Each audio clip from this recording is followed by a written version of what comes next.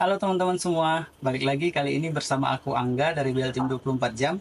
Hari ini kita akan membahas tentang isu yang sedikit berbeda teman-teman. Kalau biasanya kita membahas berita tentang isu lokal yang ada di Bangka Belitung, hari ini kita akan membahas tentang pemakzulan presiden yang terjadi di Korea Selatan. Jadi teman-teman, buat teman-teman yang belum tahu, ternyata pemakzulan presiden di Korea Selatan itu bukan baru pertama kali terjadi. Jadi pemakzulan presiden di Korea Selatan itu kalau sampai ini terjadi, ini merupakan sudah pemakzulan yang ketiga.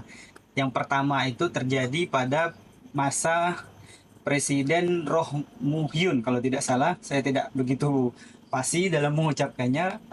Jadi Presiden Roh ini pada Maret 2004 dimakzulkan karena dituduh melakukan pemilu secara ilegal. Kemudian pada tahun 2017 Presiden perempuan pertama di Korea Selatan yaitu Park Geun-hye juga dimakzulkan karena meningkatnya skandal korupsi yang melibatkan presiden dengan orang kepercayaannya bernama Choi Soon-sil.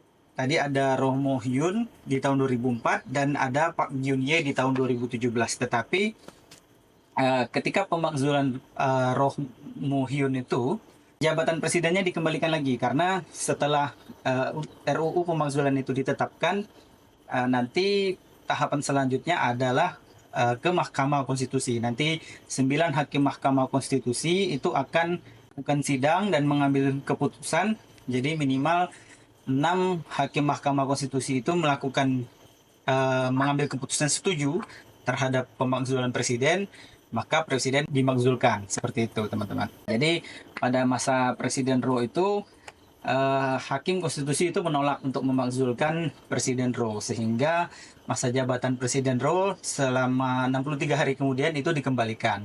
Tetapi ini berbeda teman-teman dengan Park Geun-hye. Park Geun-hye ini presiden perempuan pertama Korea dan dia juga menjadi presiden pertama di Korea yang dimakzulkan. Jadi ketika itu 8 dari 9 hakim Mahkamah Konstitusi memutuskan untuk memakzulkan Park Geun-hye. Pemakzulan ini terjadi lagi pada 14 Desember kemarin, di mana yang akan dimakzulkan adalah Presiden Yoon Suk Yeol. Suk Yeol ini dimakzulkan karena tuduhan kan darurat militer. Jadi seperti yang kita ketahui pada 3 Desember kemarin, Presiden Korea Selatan Yoon Suk Yeol ini menetapkan darurat militer di tengah malam seperti itu. Kemudian menyikapi darurat militer yang dilakukan oleh Presiden Yoon Suk Yeol ini, anggota DPR mencoba untuk masuk ke gedung parlemen, ke kantor DPR yang sudah dipenuhi oleh tentara ketika pada malam hari itu. Kemudian para anggota DPR ini berhasil masuk dan menyatakan tidak setuju atau membatalkan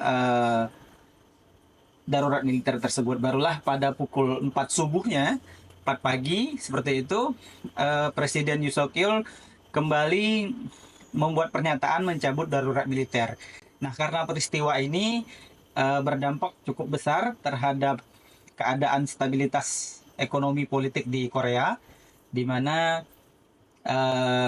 harga mata uang Korea itu jatuh ya pada saat Presiden Korea menetapkan darurat militer tersebut. Nah, sekarang tahapannya sudah sampai di mana